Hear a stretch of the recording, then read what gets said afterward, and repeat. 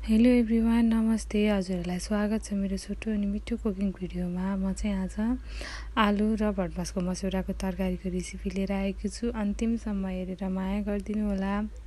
पहिला चाहिँ यसलाई म धेरै फलमासु खान्थेँ नि त, अनि त्यही भएर मस्यौरालाई नै पुरै फलमासु ठानेर मम्मी जहिले मस्यौराको तरकारी पकाउनु न भनेर भन्थेँ।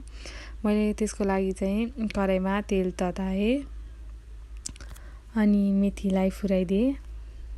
यता मस्यौरा चाहिँ मैले तातो पानीमा भिजाएर मजाले पानी फालिसकेको थिएँ।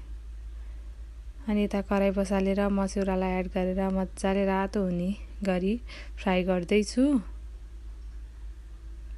मस्यौरा चाहिँ मजाले रातो हुने गरी फ्राई गऱ्यो भने मिठो हुन्छ झन्। यसरी हाम्रो मस्यौरा पनि फ्राई भएर रेडी भइसक्यो। अनि यता मैले प्याज आलु चाहिँ यसरी काटेर राखेको थिएँ अगाडि नै। मस्यौरालाई झिकेपछि चाहिँ मैले यसरी प्याजलाई एड गरेर मजाले फ्राई गरेँ। आलुलाई पनि एड गरेर एकछिन चलाएँ।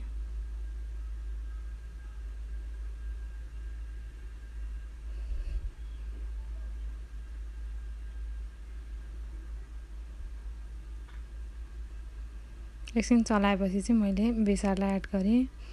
जिरा र धनियाँको धुलोलाई पनि एड गरिदिएँ 1 चम्चा। अनि फेरि चलाएँ यसरी।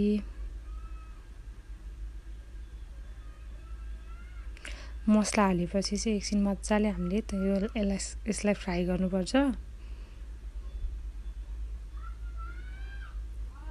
अनि यता चाहिँ मैले अदुवा र लसुन कुट्नलाई रेडी बनाएँ सिलौटोमा।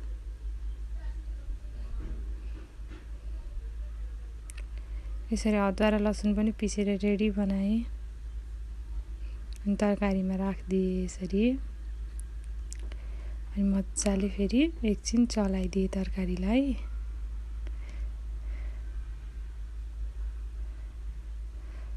अनि यता कोलभेडा पनि काटेर रेडी बनाएर हालिदिएँ मैले।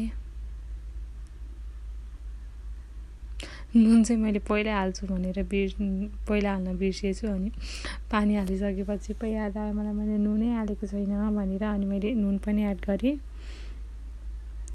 अनि हाम्रो यो आलु र प्याज चाहिँ यसरी ग्रेभी भएर रेडी भयो। अनि त्यसमा मैले माथिबाट सरर यसरी फ्राई गरेर राखेको मस्यौरालाई पनि एड गरेँ। मलाई चाहिँ मस्यौराको तरकारी चाहिँ एकदमै मनपर्छ, किनकि मलाई पहिल्यैदेखि नै यो फलमासु जस्तै लाग्थ्यो यो मस्यौरा चाहिँ। अनि त्यही भएर मलाई चाहिँ बच्चा बेलामा चाहिँ मैले यो धेरै खाएको तरकारी हो।